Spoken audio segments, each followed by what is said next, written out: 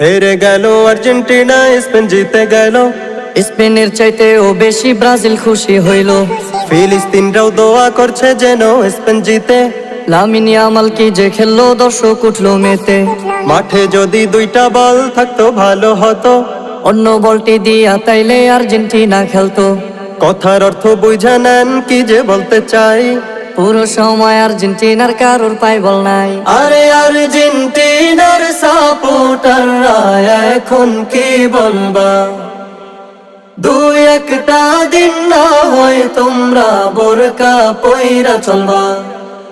আরে Argentina Brazil সবাই একটা কথা শোনেন, কিয়ামতের দিন আল্লাহর কাছে কি জবাব দিবেন।